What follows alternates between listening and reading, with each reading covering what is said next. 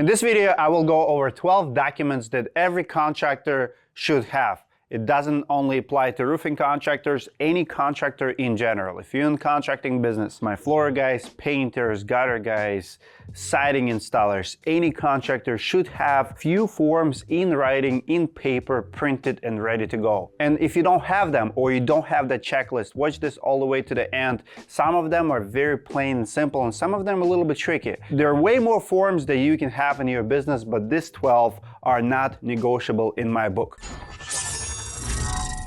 Number one, you have to have call answering script. So many contractors hire their first receptionist, or maybe you're asking your daughter, your wife to answer your phone for you, but you never go over the training.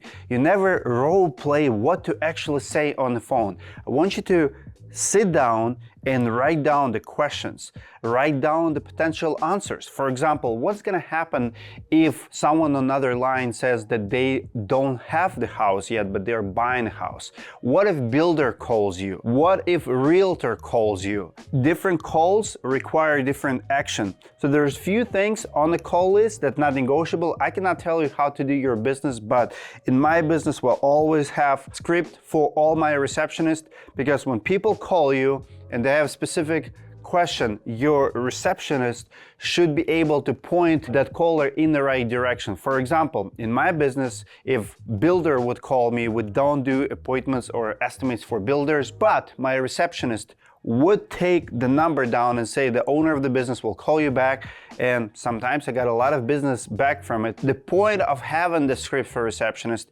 is so whoever answer your phone calls can go through basic training. If you don't have answering calls script today, you have to come up with it. Number two, obviously every contractor should have estimate form. I highly recommend you to have it digital, not in writing. You can go to Walmart and you can get a basic one, but it's not professional. Your handwriting probably, like my handwriting, it sucks. Even if it's good handwriting, it's still not as professional as printed one. So make sure you have solid estimate form. Number three, you have to have inspection form. In my video, paid versus free inspections, we went over both options, and I do recommend number 4 to have paid inspection form, and number 3 in this video is free inspection form. Paid should be more sophisticated, where you provide more hours, more time, more documentations. This is something that you would provide if you would have to testify in court, or if someone asks your professional opinion if sellers selling a house and they need to document the damages or condition of the roof or floors, or maybe measure something, do some specific testing like insulation or mold testing, things like that. So you have to have paid and free inspection forms. They have to be ready in your business. So when someone calls you, ask you to come up with paid inspection form, you grab something or already have it in your truck, go out, fill it up, and provide it to the homeowner. Number 5, you obviously have to have contract with the client. So many contractors, unfortunately, still, especially newbies, don't have contracts. I recommend you meet the lawyer. We have a lawyer here at Roofing Insights. We provide this service through Roofing School. I'm gonna put links below. You have to have solid contract that applies to all local state laws. So someone local, don't grab something from the internet from California if you live in Wisconsin. Make sure your local lawyer in your state who understands local legalities of contracting business can help you to create that contract. Number 6, something that not many contractors have, but you have to have change order form. You're not gonna use it on every job, but every once in a while, hidden damage will come up. Every once in a while, you're gonna sell the job and you're gonna explore something new that you have to charge more. I don't recommend you just be doing verbal change orders and then later surprising homeowners with a higher bill. But in our contract, we promise in original contract in writing that we will never bill the homeowner without signed change order. So when I guarantee you as a homeowner my price, I guarantee it in writing. And if I have to charge you more, I'm gonna have you sign the change order before I charge you more. As a matter of fact, I would never do more work for higher price. Even if homeowner is not available, I would be very firm and I would say, no, we have agreement, you have to sign it before we do the work. They might not remember it. They might play games where, I didn't really know what you were talking about. I couldn't picture it. That's why you put it in writing in a change order form. You send it to them. They get back to you. You continue your work. Number 7, I highly recommend you to have contracts with your employees, especially if it's a salary employee, especially if you have any kind of bonus structures or performance structure. In my roofing business, I did have those, and they work magic for me because it goes both ways. If I promise you something, I want to put it in writing, and if I demand something from your position, from your responsibilities, if I want to make sure that you're accountable to your role in a company, I want to make sure we have it in writing as well. For example, we had agreement with Supplement, a person who represented us with insurance companies. I want to make sure he would not put us in trouble, and I wanted to make sure that we put in writing what our company stands for. And for example, if that employee would overcharge insurance company, that insurance company would not come for us. We did not ask him to overcharge insurance company.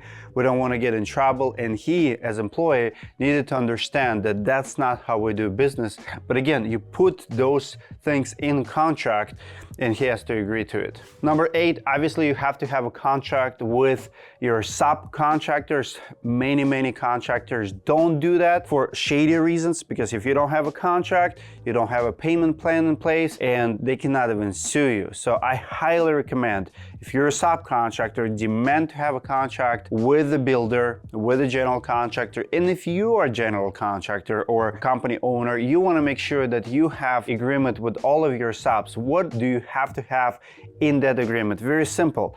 Payment terms, really big. What will happen if that crew will not finish the job and someone else will finish the job? Make sure you put it all in writing. What will happen if their insurance collapses? What will happen if they don't have insurance? What will happen if they're not coming back to finish the job, or if the job that they did caused more damage than good? All of those little things have to be put in writing. Number 9 is work order for your subs.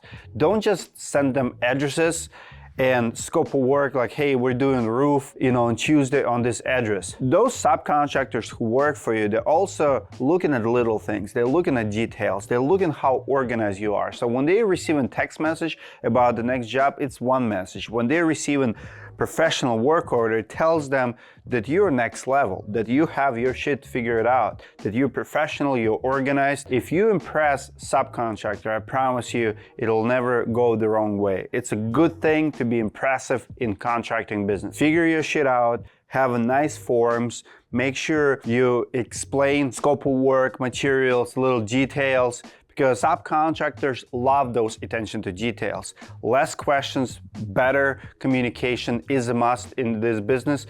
And if you want to be successful, have those forms ready. Number 10, settlement form. Every once in a while, you will have dispute with both employees, subcontractors, and homeowners. And you're probably gonna negotiate, and it's probably gonna be nasty. They're gonna claim that you owe them money, you will not wanna settle with them, but let's say after a little negotiation, you agree that you're gonna pay them as a contractor. It's all good, but make sure you have a final settlement agreement. Just simple paperwork, put it in writing that if you're making them a payment and it's a final payment, whether it's homeowner paying you final balance and you agreeing for it, or if you are paying your subcontractor or your employee or anyone that you have to pay, make sure you have a settlement form, because oftentimes you might make that payment and still get sued later. And if they sue you and they take you to court and you don't have that form that is final settlement, your word against their word might not be enough to win that case. So if you settle someone in contracting business, you have to have a form saying that, this is final settlement, full disclosure that there's no claims after this agreement signed. The payment as is final and releases you of all claims. Form number 11, another one I hope you will never use, but you probably will.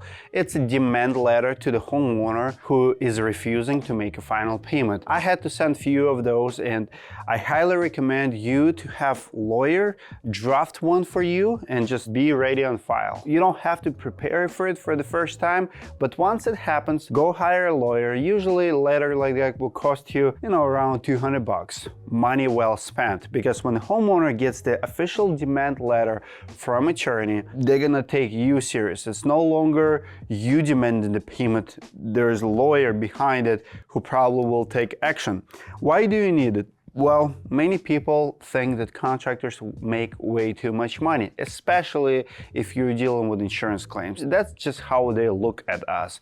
Oh, you already made pretty good for yourself. I don't have to pay you final $3,000 or $4,000. It was $30,000 job. A couple grand, you're not gonna be poor, I can keep it. No, you can't. We have a contract. And sometimes $3,000 on $30,000 project is all profit we make.